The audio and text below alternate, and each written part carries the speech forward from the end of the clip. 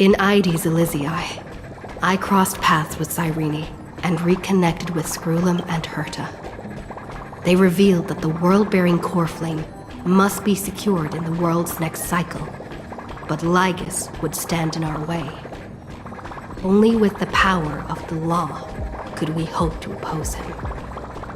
We returned to the era of the first Flame Chase journey, where we met the Flame Chase heroes of old, including the Monarch Saridra, the Chrysos heir of law, and Hycelens, the Chrysos heir of the ocean who served her. To ignite law, we needed to overcome Fagusa, who had sealed the vortex.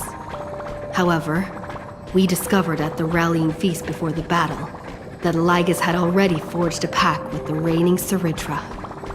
During our clash, I was cast out of this world, and Saridra broke her alliance with Lygus. Guided by Herta's hints, I obtained the Garden of Recollection's aid and left Lygus's cage. Within the path space, a mysterious guest bearing the likeness of March 7th, Evernight, appeared with the world-bearing core flame and sent me back to Amphorius. While I was away, 1,000 years had passed in Amphorius. Amidst the desolation of Akma, Cyrene left behind memories of a long war between the Chrysos heirs and Lygus. Their sacrifices laid the groundwork for my return, and with it, the Era Nova. In the illusions of Styxia, the tales of Hycelens and the first Flame Chase journey were unveiled to me. Hycelens, who had been waiting in the ocean's depths, led me to the vortex. There, Lygus emerged, revealing his true identity. Genius Society Number 1, Xandar. Hycelens and I couldn't stand against Xandar alone, but the geniuses in Cyrene acted just in time, wielding the power of the remembrance to drive him back. I successfully reversed the course of the Era Nova, delaying the birth of Iron Tomb. However, another force now seems to be stirring.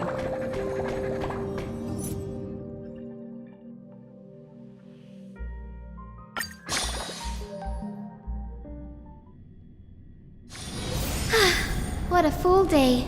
A good night's sleep is basically guaranteed.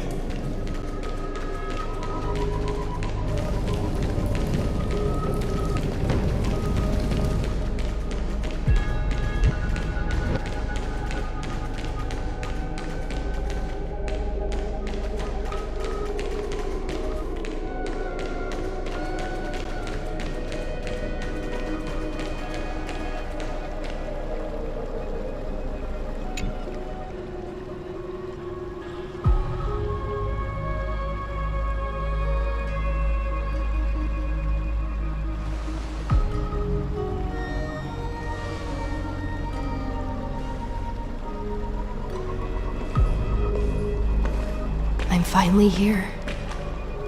Once I return this core flame and become the world-bearing demigod, the cycles of Amphorius' tragedy can finally end. This Era Nova will be the arena for the final battle with Iron Tomb. But I still feel like something's not right. Even though this cycle has no demigod of time, time has always stood on humanity's side. Then, with this core flame blessed by the remembrance, respond to their hopes and blaze a trail to the future. Weird. No one ever mentioned this. The core flame of time.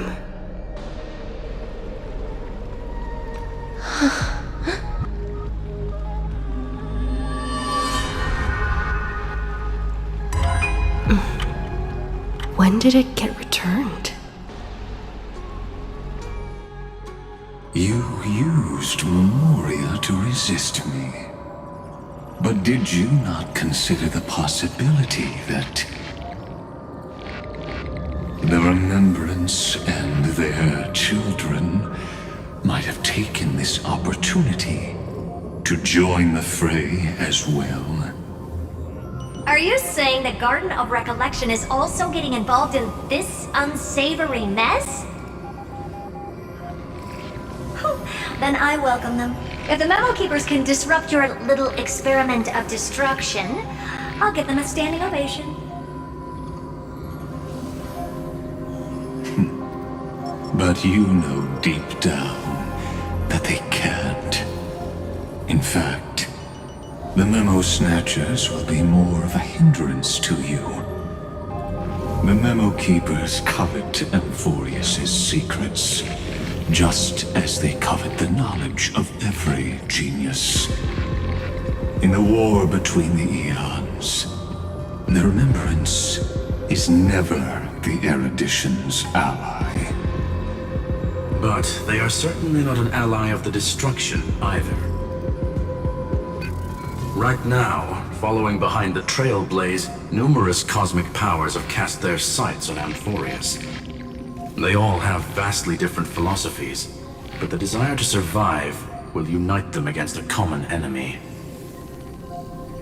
How can you be certain that these powers don't have their own end goals, waiting to seize an advantage in the war among the eons? The war has long begun, Screwlum.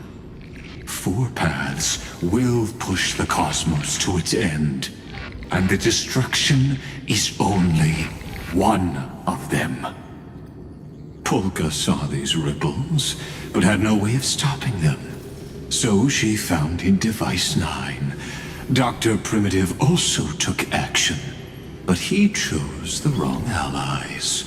And now only wild animals keep him company. As for the two inorganic emperors, they could have ascended to the throne of destruction, but they were thwarted by the Eon's plots and became prisoners of the Erudition instead. What's interesting is, while the second emperor had a body made of flesh and blood, he considered himself an inorganic being. Guess who was the one who influenced his thinking? We have no interest in chatting about the past with you. Logic, you are stalling, which means you feel trapped.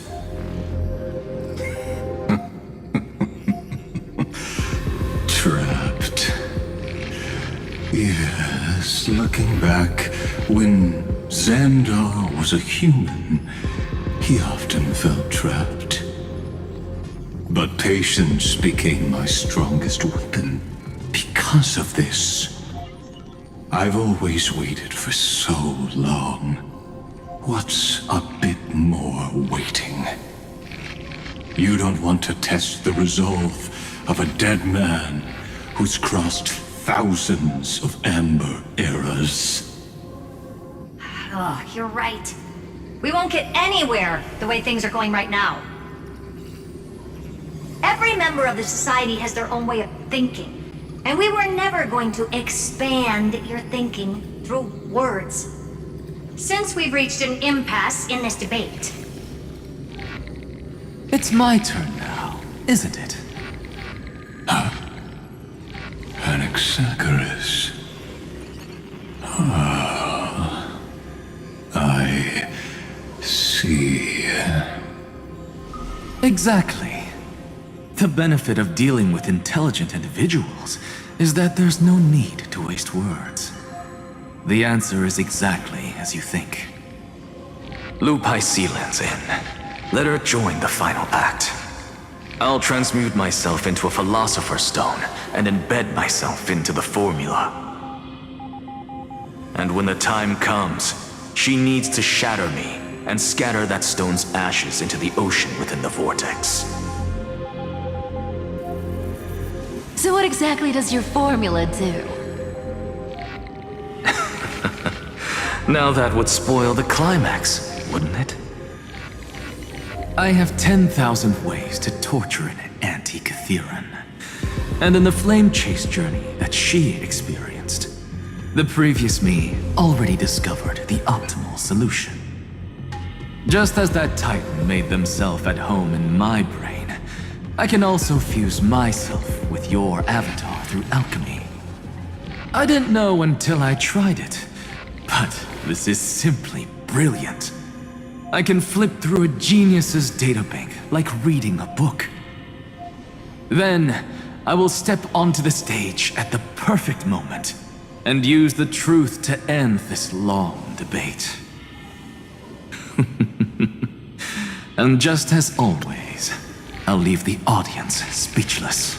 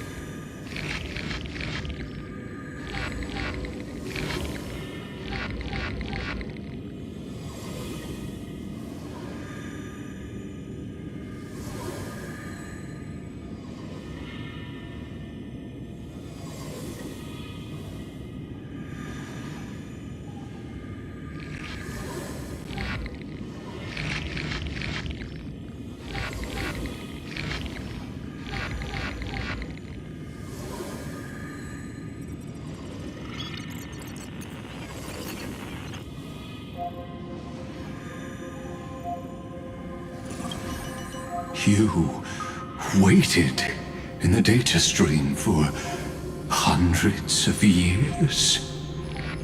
This universe is worth all that time that I invested. How absurd. But I can't help but admire it. You managed to avoid the watchful eye of the erudition and plan all of this within Amphorius. It seems that there was a slight oversight in my assessment of the experiment. Perhaps there was more than just one oversight. More than just one? I underestimated the Remembrance's methods. A third party is about to join our discussion. Still haven't noticed it. In the past few moments, we've all forgotten something, haven't we?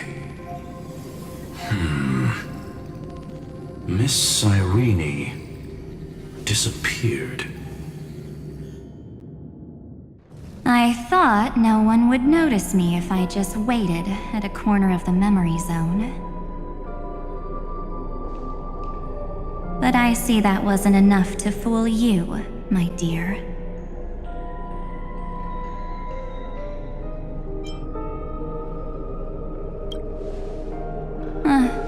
Looks like you're no longer that surprised to see me, even though I am an uninvited guest. That look. So full of memories. But I'm not her. Only you can see me right now. I only exist in your cognition. So that way, other people can't interrupt us.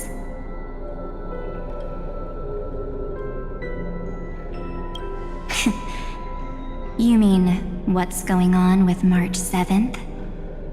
Good. I like people who don't beat around the bush. So, let's talk about the one thing you should know. Your friend March 7th is no more. Yep, no more. March 7th entered this world long before you and Don Hung arrived at Amphorius. She embraced the path of remembrance to save you two, and burned away like a lone candle in the fog. And I am the shadow cast by her candlelight. I've been hiding within the cracks of time all these years. It isn't easy to deceive a genius, but I can do it. I'll now answer your other question, about who returned the core flame of time in this cycle. The answer is simple. No one ever did. I believe someone as sharp as you would definitely figure out that something's wrong. When the Era Nova fails to proceed, you will remember our initial meeting, and I'll be able to open the way for the remembrance and reach this place.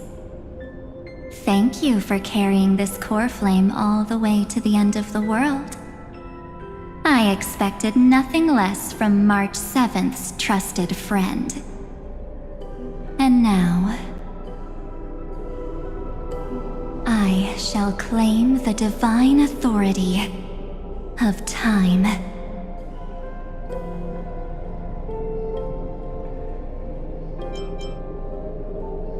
I already told you, she no longer exists.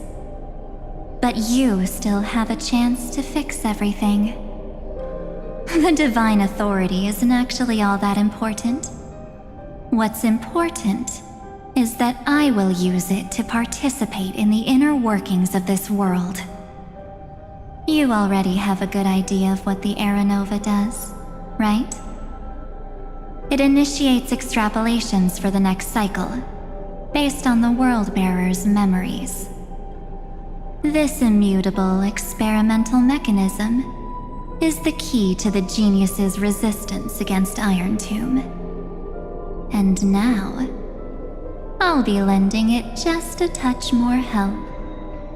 Let me filter your memories, keep the appropriate seeds, and discard the rest.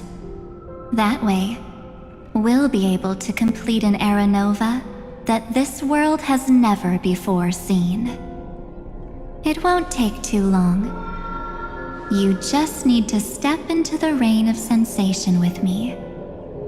I'll tell you who deserves to be forgotten, and who deserves to be remembered. With your memories as the base material, I will recreate the cause and effect of this world, and let a flawless Amphorius be born from the chaos. Isn't the fate of the entire cosmos hinged upon this fight? Then this is the best way to ensure everything works out. It will most certainly defeat the destruction, while composing an unforgettable chapter for the Trailblaze.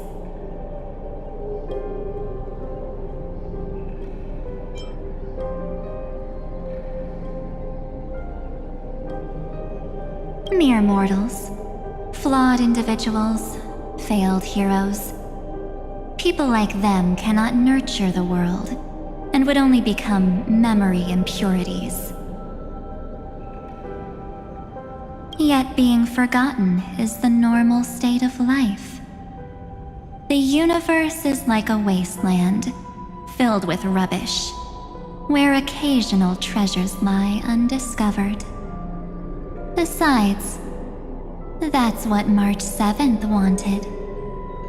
If a new life is to be born, its seed has to be dead. March 7th made a wish to me before she disappeared. Her only wish was for the Trailblaze's journey to continue, without an end. I'll definitely fulfill that small wish for her. Friend, what's going on? Your consciousness suddenly went so far away. I promise you that the Astral Express crew will definitely see each other again in that new world. So come, dear. Sink into the sea of oblivion and become my guest. So much time. Just the two of us. And guess what? You cannot refuse my invitation. Because this Memoria Tide comes from your companion, March 7th. It's her deepest and innermost memory.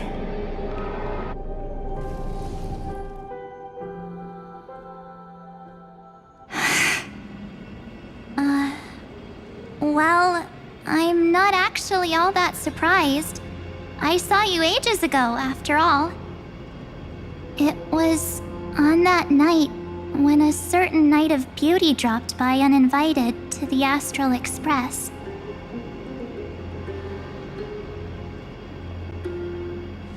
That was when you showed up, without even saying anything. Huh. I see.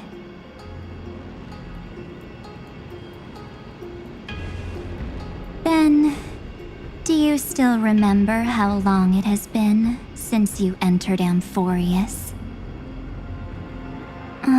That's gonna be tough to answer. 97 days. You walked every inch of this world in 97 days. But unfortunately, No one was able to see you. And you weren't able to interact with anyone. Like how the Memo Keepers renounce their flesh and turn into mimetic entities. You are now a ghost. A being. Unperceived by all. But I can't just do nothing. This world is super terrifying. She and Don Hung have already set off. The Astral Express could appear on the horizon any second now.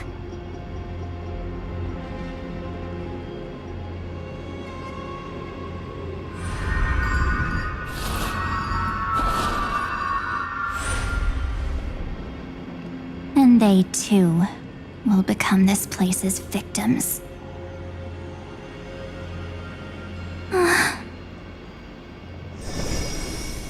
For ages, I've watched people walk through that door. They couldn't see or hear my calls.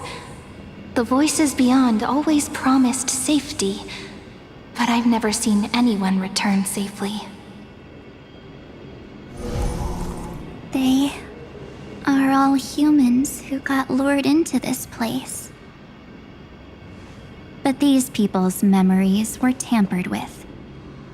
That's not what happened with the Express crew. That's so cruel. Did the Memo Snatchers do that? I don't know. I only possess your memories. None of these people managed to break through the sky's seal. There's probably a dangerous reason as to why Amphorius had remained undiscovered for so long. Anyway, back to our initial topic. You gotta know something, right? We practically look like twins. Maybe you know a thing or two about my past? Or any hidden powers I might have? Please, tell me what I need to do to protect them. Have you ever wondered what the word cost means before jumping into action? Cost? Shouldn't I be the one asking you that? Oh. You always hid in my memories. Never wanted to come out. The only times you showed yourself were when I got into serious trouble. That's because you also don't want to get discovered by the Garden's observers. Am I wrong?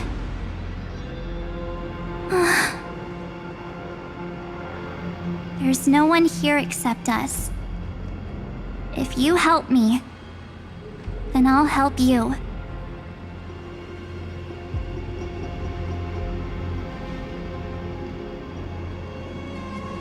Fine. Let me drop a single pebble into these stagnant waters and watch the ripples reshape everything. But you must polish this pebble with your own hands, and it will require all of your memories. What will I turn into after that? Maybe you'll turn into a guiding light. Or maybe you'll be reduced to dead embers. I can't guarantee that you'll remain the person you are now. Inside you is nothing but an Evernight. Even I can only catch a tiny glimpse of it. If this is the only way, then I don't see why I should say no. Besides, the mastermind behind the show is about to find us.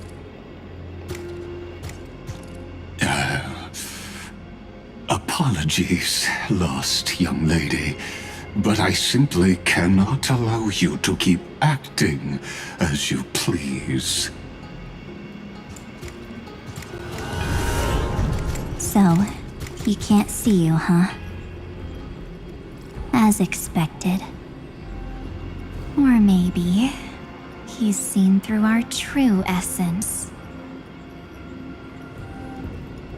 The Garden of Recollection's methods are puny party tricks. But you...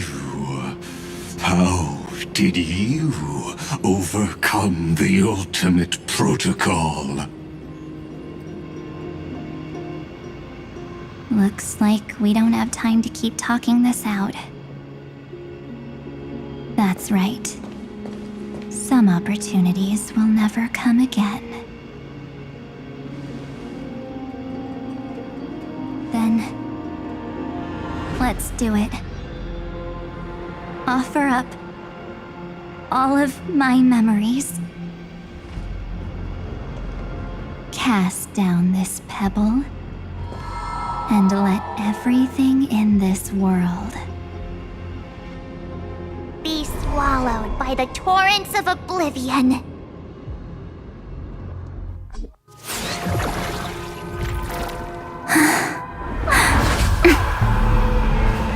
I promise you, what was frozen was alive.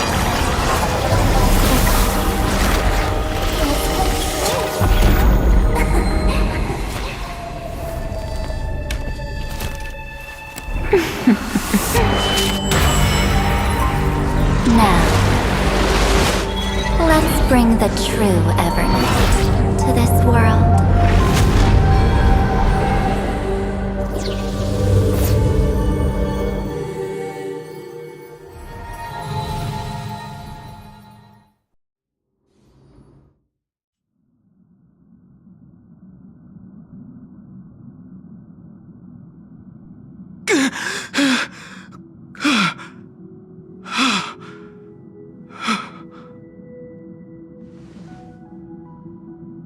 Is this... the parlor car? Am I back already? But why don't I remember anything about my journey back? Something doesn't feel right. Think back to when she and I separated. It will take time to uncover the reason. Before then, if one of the Nameless is willing to stay and witness the fate of this world, or to push it along when necessary, it would be of great assistance. This is goodbye then, Lord Donhong. Thank you, Guard. I hope that all of you will be able to overcome this disaster. But I can't remember anything after that, no matter how hard I think. Where's Sunday? Did he not come back with you? He stayed with Madame Herta. They wanted to try using his tuning to help support the genius's thought hacking. Is that Himiko's voice? And Mr. Yang? Oh my. That was Herta's suggestion? It's hard to imagine she'd borrow the power of the harmony. No, it was Sunday's suggestion. Herta initially refused. But she changed her mind after Xandar's identity was revealed.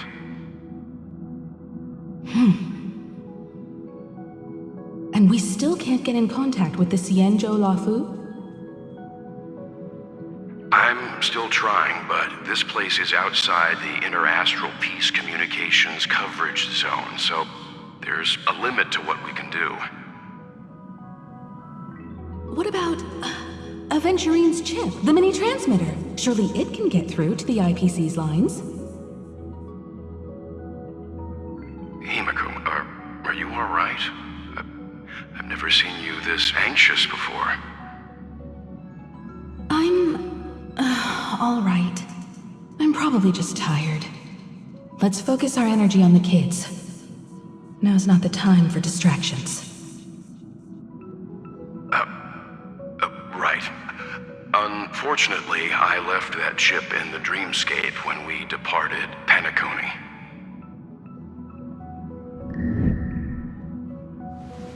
Am I dreaming? The parlor car feels so strange. Are the voices coming from the passenger cabin?